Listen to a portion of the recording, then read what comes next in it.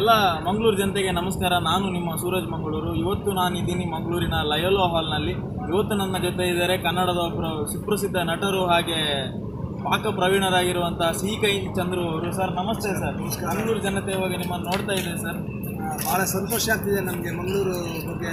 ಮಂಗಳೂರು ಬಂದು ಮಂಗಳೂರಿನ ಎಲ್ಲ ಕನ್ನಡ ಕಲಾಭಿಮಾನಿಗಳಿಗೆ ಸಿ.ಕೈ ಚಂದ್ರು ಮಾಡುವಂಥ ಶಿರಸಾಷ್ಟಾಂಗ ನಮಸ್ಕಾರಗಳು. ನಾನು ಇದು 2ನೇ ಸಲ ಮಂಗಳೂರಿಗೆ ಬರ್ತಾಯಿದ್ದು. ಭಾಳ ವರ್ಷಗಳಿಂದ ಕಾಲೇಜಲ್ಲಿದ್ದಾಗ ನಾನು ಮಂಗಳೂರಿಗೆ ಬಂದಿದ್ದು. ಆಗಿನ ಮಂಗಳೂರಿಗೂ ಈಗಿನ ಮಂಗಳೂರಿಗೂ ಭಾಳ ವ್ಯತ್ಯಾಸ.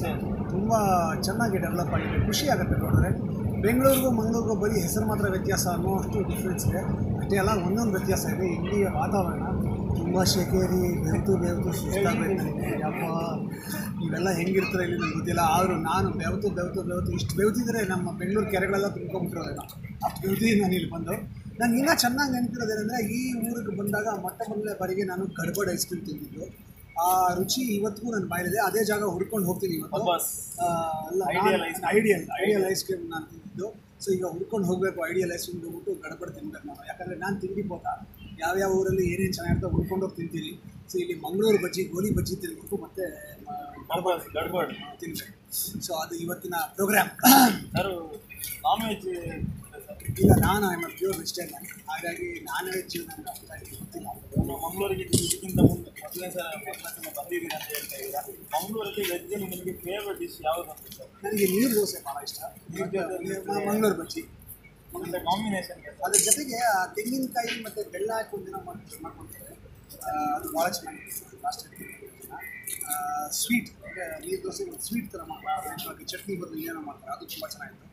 ಸೊ ಮಂಗಳೂರಿಗೆ ಬಂದಾಗ ನನಗೆ ಈ ಇನ್ನೊಂದು ಇಷ್ಟಪಟ್ಟು ತಿಂದಿದ್ದು ಅಂದರೆ ಆಗಿನ ಕಾಲದಲ್ಲಿ ಪನ್ನೀರ್ ಗೀ ರೋಸ್ಟ್.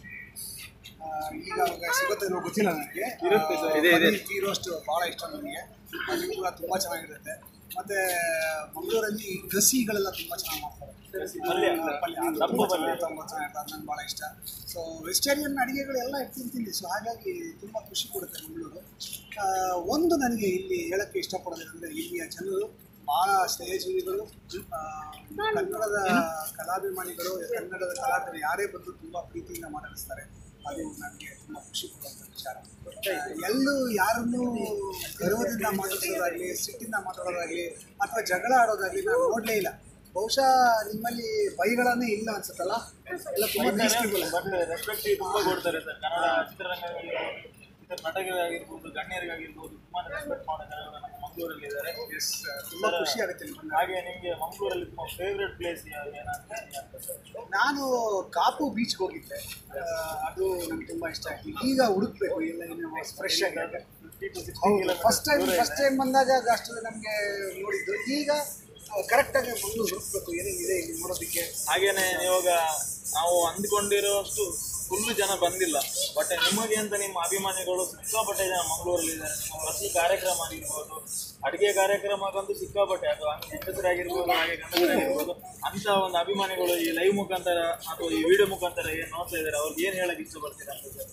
ನಿಮ್ಮ ಪ್ರೀತಿ, ಆದರ, ವಿಶ್ವಾಸ, ಅಭಿಮಾನಕ್ಕೆ ನಾನು ಯಾವಾಗಲೂ ಚಿರಋಣಿಯಾಗಿರ್ತೇನೆ. ನೀವು ಕನ್ನಡ ಚಿತ್ರರಂಗವನ್ನು ಪೋಷಿಸಬೇಕು, ಕನ್ನಡದ ಸಾಹಿತ್ಯವನ್ನು ಪೋಷಿಸಬೇಕು, ಕನ್ನಡದ ಕಲೆಗಳನ್ನು ಪೋಷಿಸಬೇಕು. ಅದು ನನ್ನ ಆಸೆ. ಯಾಕೆಂದರೆ ಇವತ್ತು ನಮ್ಮ ಬೆಂಗಳೂರಲ್ಲಿ ಕನ್ನಡ ಕೇಳೋದಕ್ಕೆ ಸಿಗೋದಿಲ್ಲ. ಅಷ್ಟು ವಿರಳ ಆಗ್ತಿದೆ ಕನ್ನಡ ಕೇಳಿಸೋದು. ಅಂದರೆ ಜನ ಮಾತಾಡೋದೇ ಬಿಟ್ಬಿಡ್ತಾ ಇದ್ದಾರೆ. ಬರೀ ಆಂಗ್ಲ ಭಾಷೆ, ಹಿಂದಿ, ತಮಿಳು ಇವೇ ಕೇಳಿಸ್ತಾ ಇರುತ್ತೆ, ಕನ್ನಡ ಸಿಗೋದಿಲ್ಲ. ಆದರೆ ಮಂಗಳೂರು ಅಂತ ಊರಿಗೆ ಬಂದಾಗ ಇಲ್ಲಿ ಎಲ್ಲರೂ ಕನ್ನಡ ಮಾತಾಡ್ತಾರೆ. ಅದು ಬಿಟ್ಟರೆ ತುಳು ಮಾತಾಡ್ತಾರೆ. ನನಗೆ ತುಳು ಭಾಷೆ ಗೊತ್ತಿಲ್ಲ, ಬಟ್ ನಾನು ನೋಡಿದಾಗ ಎಲ್ಲರೂ ಕನ್ನಡದಲ್ಲೇ ಮಾತಾಡ್ತಾರೆ. ಅದು ನಿಜವಾಗ್ಲೂ ನನಗೆ ಖುಷಿ ಕೊಡುತ್ತೆ.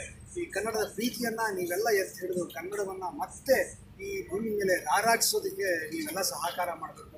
ಕನ್ನಡ ಸಿನಿಮಾಗಳನ್ನು ನೋಡಬೇಕು, ಕನ್ನಡ ಸಿನಿಮಾಗಳು ಅಭಿವೃದ್ಧಿ ಆಗಬೇಕು. ಹಾಗೆ ಕನ್ನಡ ಸಾಹಿತ್ಯದ ಕೂಡ ಬೆಳಿಬೇಕು. ಅಂದರೆ ಕನ್ನಡ ಪುಸ್ತಕಗಳನ್ನು ನೀವು ಕೊಂಡ್ಕೊಂಡು ಹೋಗಬೇಕು. ಇವೆಲ್ಲ ಮಾಡಿದ್ರೆ ಕನ್ನಡ ಉಳಿಯುತ್ತೆ. ಕನ್ನಡವನ್ನು ಉಳಿಸುವ ಕೆಲಸವನ್ನು, ಬೆಳೆಸುವ ಕೆಲಸವನ್ನು ಮಾಡಬೇಕು. ಹಾಗೆಯೇ ಮಂಗಳೂರಲ್ಲಿ ತುಳು ಚಿತ್ರರಂಗ ತುಂಬಾ ಬೆಳೆದಿದೆ. ಅದು ಒಂದು ಇಂಪಾರ್ಟೆಂಟ್ ವಿಚಾರ. ನನಗೆ ಭಾಳ ಇತ್ತೀಚೆಗಂತೂ ತುಳು ಸಿನಿಮಾಗಳು ಬಹಳಷ್ಟು ಬರ್ತಾ ಇದೆ. ಅದಕ್ಕೂ ಕೂಡ ಆದ್ಯತೆ ಕೊಟ್ಟು ಪ್ರಶಸ್ತಿಗಳನ್ನು ಕೊಡ್ತಾ ಇದ್ದಾರೆ. ನನಗೆ ತುಳು ಸಿನಿಮಾ ಆ್ಯಕ್ಟ್ ಮಾಡೋದು ಅಂತ ಭಾಳ ಆಸೆ. ಭಾಷೆ ಕಲ್ತ್ಬಿಟ್ಟು ಅದ್ರಲ್ಲಿ ಆ್ಯಕ್ಟ್ ಮಾಡ್ತೀನಿ ಅಂತ ಹೇಳೋಕ್ಕೆ ಇಷ್ಟಪಡ್ತೀನಿ. ಖಂಡಿತ ಸರ್. ನಾನು ತುಳು ಸಿನಿಮಾಗಳ ಆನ್ಲೈನ್ ಪ್ರಮೋಷನ್ ವರ್ಕನ್ನೇ ಮಾಡ್ತಾ ಇದ್ದೀನಿ. ಆಮೇಲೆ ಸಿನಿಮಾಗಳ ಪ್ರಮೋಟ್ ಮಾಡಿದ್ದೀನಿ. ಒಂದು ರೀಸೆಂಟ್ ಇದು ಮುಂದೆನೆ 120 days ಸಿನಿಮಾ ಓಡ್ತಾ ಇದೆ. ಹಾಗೆ ಒಂದು ಸಿನಿಮಾಗೆ ನ್ಯಾಷನಲ್ ಅವಾರ್ಡ್ ಬೇರೆ ಬಂತು, ಮಧು ಅಂತ. ಹಾಗೆ ರಾಷ್ಟ್ರಪತಿ ಪ್ರಶಸ್ತಿನೂ ಬಂತು, ರಾಜ್ಯ ಪ್ರಶಸ್ತಿನೂ ಬಂತು. ಹಾಗೆ ಸರ್ ನಿಮ್ಗೆ ಅವಕಾಶ ಸಿಕ್ಕಿದೆ ತುಳು ಸಿನಿಮಾದಲ್ಲಿ ಒಂದು ಒಳ್ಳೆ ಕ್ಯಾರೆಕ್ಟರ್, ಕಾಮಿಡಿ ಕ್ಯಾರೆಕ್ಟರ್. ಏನು ಪಾತ್ರ ಬೇಕಾದ್ರೂ ಮಾಡ್ತೀನಿ, ಬರೀ ಕಾಮಿಡಿ ಆ್ಯಕ್ಟ್ರು ಯಾವ ಪಾತ್ರ ಬೇಕಾದ್ರೂ ಮಾಡ್ತೀವಿ.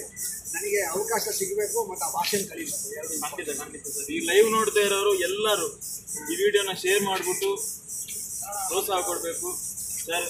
ಒಂದು ಶೋ ಬಿಸಿನಲ್ಲೂ ಕೂಡ ಒಂದು ನಮಗೋಸ್ಕರ ಕೊಟ್ಟು ನಮ್ಮ ಲೈವಲ್ಲಿ ಮಾತಾಡಿದ್ದೀರಾ ಸರ್. ಜನತೆಗೆ ಒಂದು ಒಳ್ಳೆ ಮಾತುಗಳು ನೀಡಿದ್ದೀರಾ ಸರ್. ಧನ್ಯವಾದಗಳು. Thank you so much. Thank you. ನಿಮ್ಮೆಲ್ಲರನ್ನ ನಾನು ತುಂಬ ಪ್ರೀತಿಸ್ತೀನಿ. ನನ್ನ ಮಗಳು ಈಗ ಹೀರೋಯಿನ್ ಆಗಿದ್ದಾಳೆ, ಅವಳಿಗೂ ಕೂಡ ನೀವು ನಿಮ್ಮ ಕೃಪೆಯನ್ನು ತೋರಿಸ್ಬೇಕು, ವಿಶ್ವಾಸವನ್ನು ತೋರಿಸ್ಬೇಕು. Thank you. Thank you so much.